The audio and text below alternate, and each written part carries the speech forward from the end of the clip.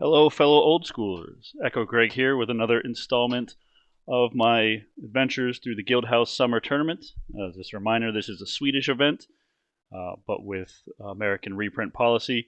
Weekly webcam event with Swiss pairings. So this is my round two. Obviously playing the same deck that I played in round one, which is what I call Green Lightning. It's a green kind of weenie deck with a red splash for bolts in the main and some key sideboard cards such as Artifact Blast, Disintegrate, and Falling Star that help with some of the more problematic matchups like Shops, Trolls, and then Falling Star is just good for other weenies. So nothing too out of the ordinary here, so let's go get on to the match. So this match was against Jason Hathaway's, or Hathaway Tries on the Discord, and it is his version of the deck that he calls A deck. So he was playing without a whole lot of power, and he does have the blue power, but not running all the artifacts and the Moxes or Lotus, that kind of stuff. So with that being said, let's get started. I run the die roll, and I'll play first. So Forest, Scrub Sprite. Good, nice aggressive start. Put some pressure. At this point, I don't know what he's on. I assume it's a sort of blue-white control because I know that's what Jason likes to play. Jason is a fellow QFFer, so we do jam games quite a bit. Factory for myself, jam for one, and a Scrub Sprite, or Scavenger Folk. So Jason's got a Soul Ring and a Chaos Orb out already. It's going to put a good decision on him of whether he wants to try and blow up the Scavenger Folk with his orb now while it's summoning sick, or risk me trying to go after his Soul Ring, or maybe even just the orb. But I would probably take the Soul Ring to slow him down. But he's got Ancestral, so that's a very good card for him. Very bad for me. One of the things that any aggro deck kind of really struggles with is fighting off massive card advantage. So he gets a Tundra for his second land.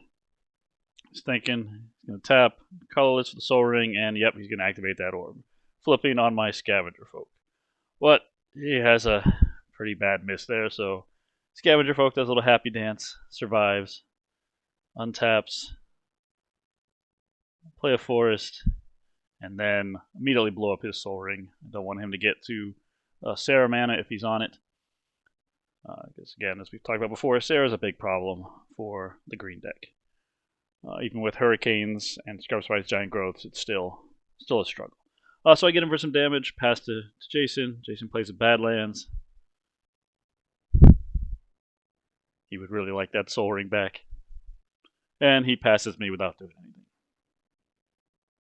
So I'll go ahead and take my turn. There's a Taiga. I'll swing just with one, because I'm leading on with an Urnum. Kind of expected a counter spell here, but looks like Jason doesn't have it. He just takes his turn.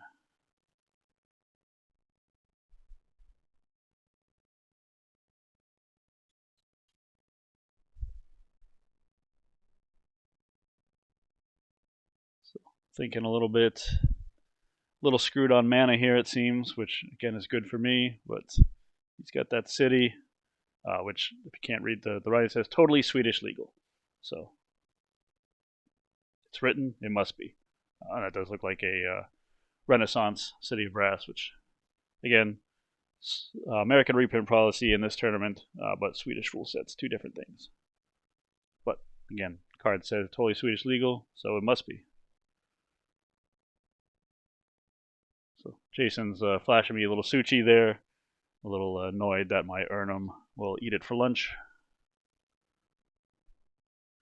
But he's going to tap all 4 mana, take a damage from his city, and play that Suchi. So I pass. I have to give the Suchi the Forest Walk.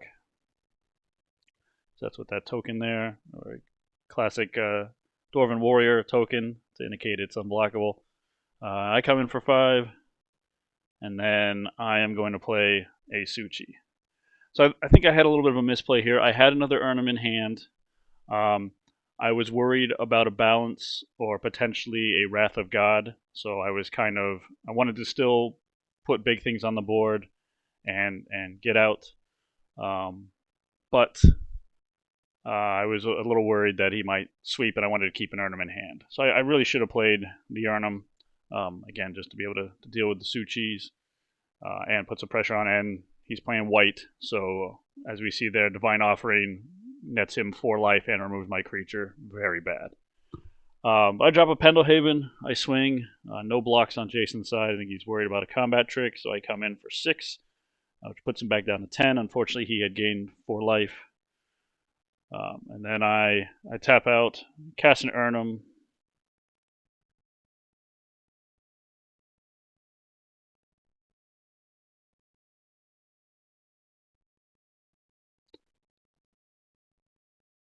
which he double blocked.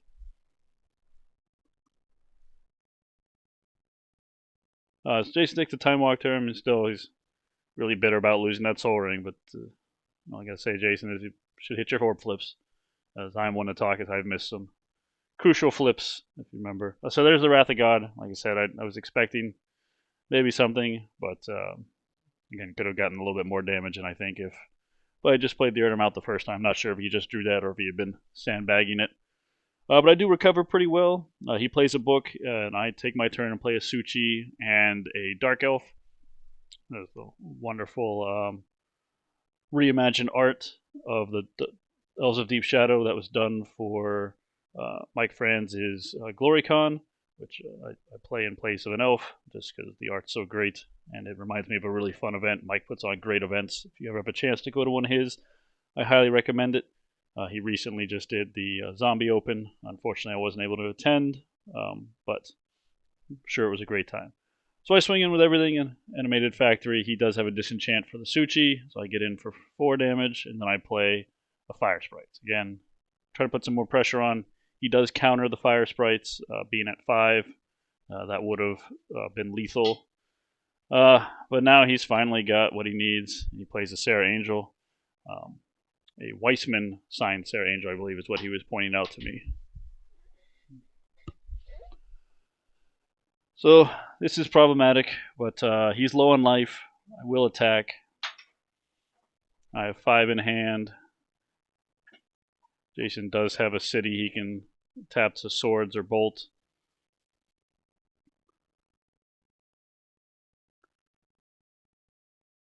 So he blocks the factory. I pump the Dark Elf. I put him down to 3, which is Bolt range, and then I play another Elf. So Jason cracks in. I go to 16. And then Jason's going to recall, pitching an island, and get Ancestral.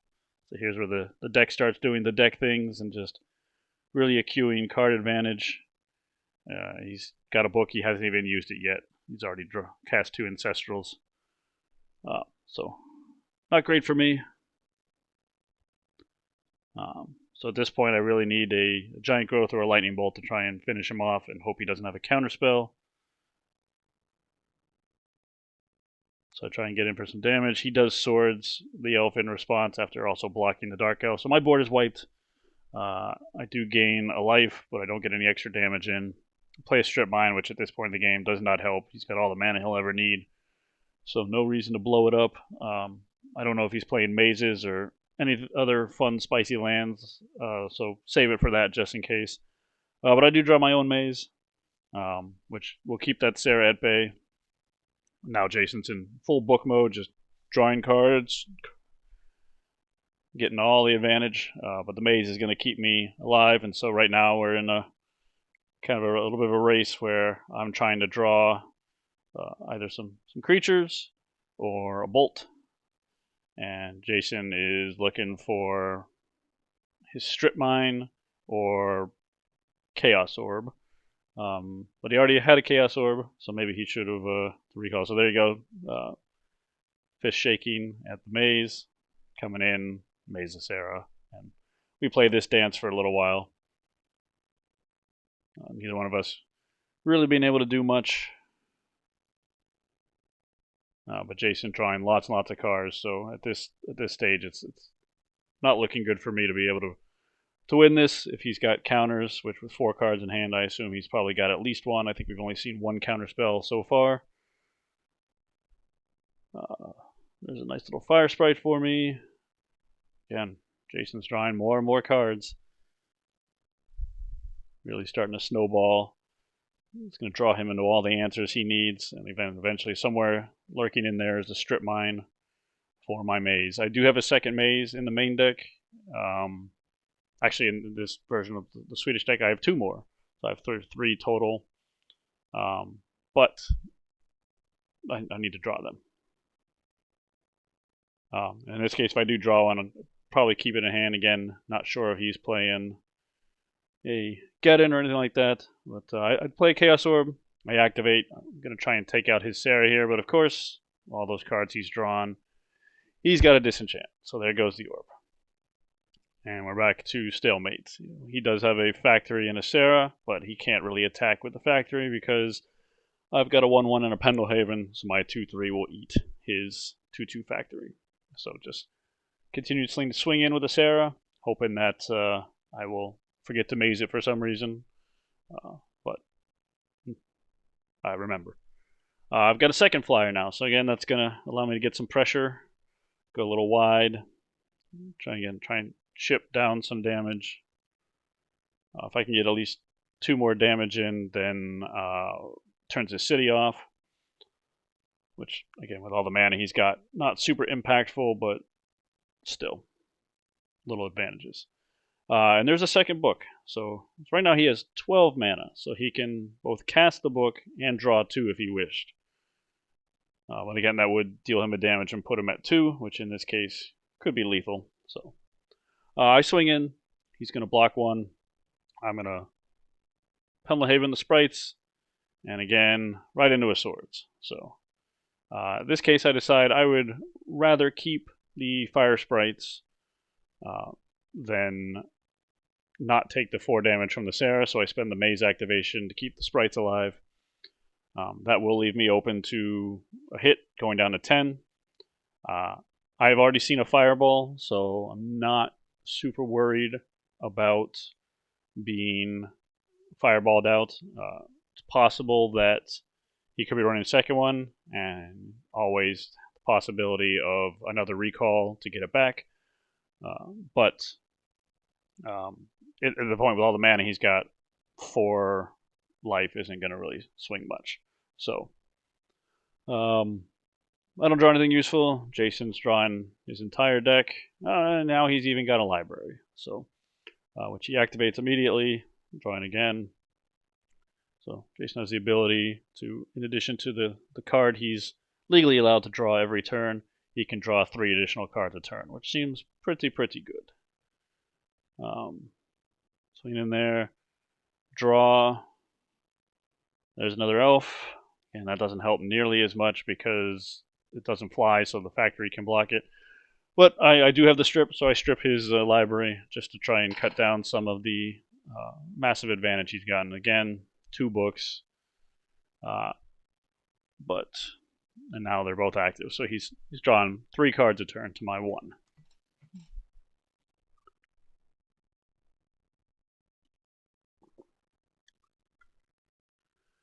Oh, there's Jason's strip mine. So my maze is gone, and now the clock is looking real low. So he swings, puts me at 6.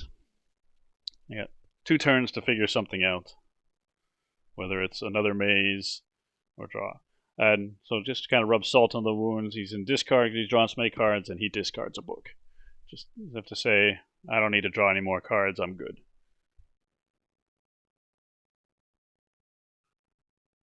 So I have 4 in hand. I just pass the turn.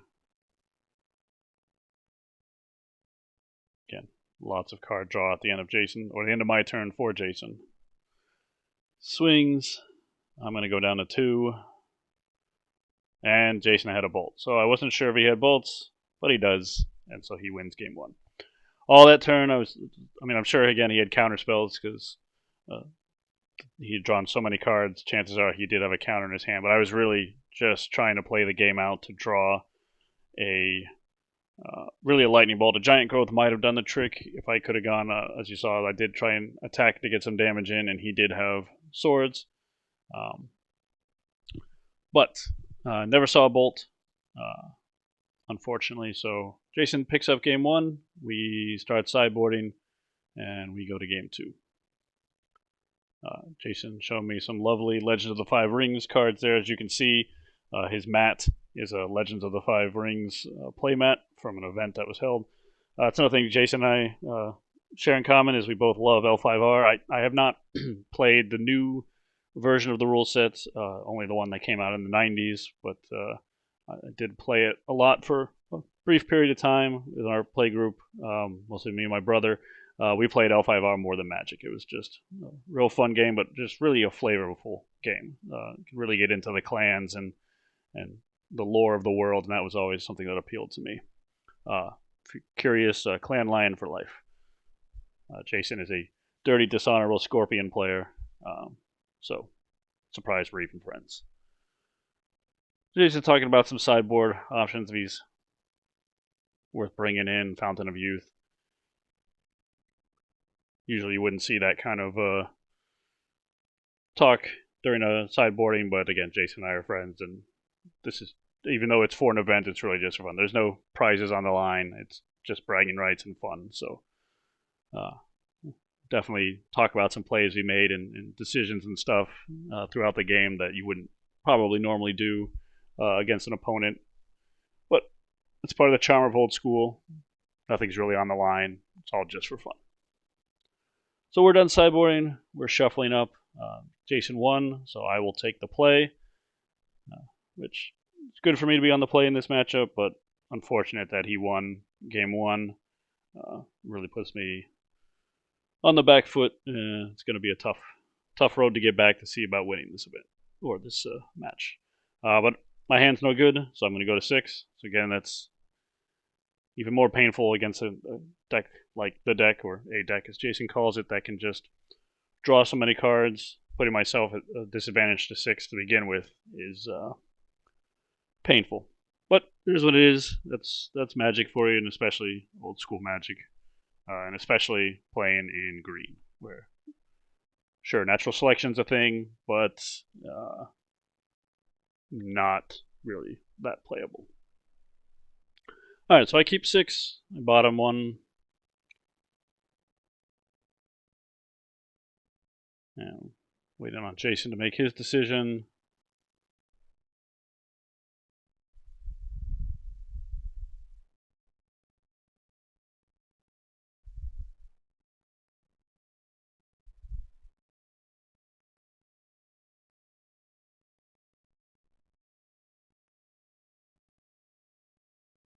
He keeps, and we begin. So I have Mox into a Scavenger Folk. So no land drop. So it's a risky keep for me. But from what I remember, I liked the hand a lot. I just didn't have any lands. So hoping to draw into some lands. If not, the Mox should get there. But again, it potentially only gives me a turn or two because he could have a disenchant, and that would have really set me back. But I'm able to top deck a Pendelhaven and swing in for 1 and drop 2 Scrub Sprites. Again, all about keeping some early pressure. I also want to keep some cards in hand because he did show me Wraths in game 1, and I'm sure there's a balance in there somewhere. So now that the factory is active, I'm going to swing in for 2 of the Sprites, pump him with a Pendelhaven, put him down to 16. And then another Scavenger Folk, so now I can attack with the Scavenger Folk. Because if he activates the factory, I can blow it up before blocks and then still get in for the damage.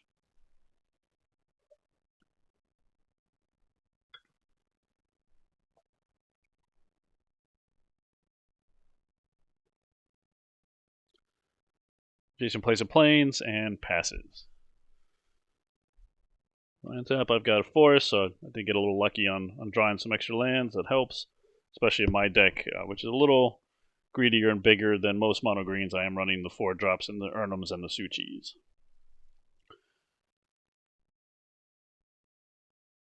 So I come in, I'm going to pump an L or a Sprite and get in for 4 damage. So Jason is down to 12. Things are looking pretty good, but still a lot of time left. There's at least 3 turns, and with all the things that the deck can do, it could get ugly for me. So Jason, end of turn, disenchants my Mox, just trying to keep me off of mana, I think. Again, he has seen the Urnums and the Suchis, so maybe he thinks that if he can keep me off of 4, he'll have a better chance of winning, which is, I think, a pretty good strategy, especially since I'm not showing any more artifacts at this point. I don't have any factories in play, and I haven't played a Suchi yet. I did board out all my Suchis, as I do most times when I play against decks with white. Just makes a lot of their disenchants and divine offerings to bring them in dead cards, which is one of the ways that the green deck can get a little bit of card advantage back. But they still can always hit a factory, but I can be a little smart about attacking with factories, not attacking to open disenchant mana and things like that. So also, if they are holding it up for that, then perhaps they're not using it to cast things like a Sarah, so might slow them down as well. So I come in, I attempt to pump the Script Sprites, and Jason has a Terror for it. So just 2 damage, putting Jason down to 10. That does hurt my clock a little bit. Jason's going to tap damage 9, and there's that Sarah again. So, very problematic for me. Well, let's see what I can do. I do have a Chaos Orb. I play it, I activate it on his Sarah, and great flip. I just misjudged where it was, a little rushed it, and completely missed. So, I think it looks like it went exactly where I wanted it to. But yeah, no good. So I attack in. Jason was worried about a giant growth, so he does block a sprite, and I put him to 6. So kind of a risky block there by Jason, but he was pretty low, and if I had the giant growth, that would have put him to 2, and I've got a good board. So here I'm going to attack with the factory. Again, he's going to block. I have the bolt. He's got a counterspell. So risky on my part, but I had to do something about the Sarah. I mean, he's at 5. If he's got the counterspell, I throw it at his face for damage, and he's got the counter anyway, so this was an opportunity. If I can get rid of that Sarah, the factory might be able to get me there because I do have those 2 scavenger folk that can take care of his factory if he tries to unblock. So I play a Soul Ring, not great at this point of the game, but it will get me to 4 mana if I do have another Urnum or something like that. So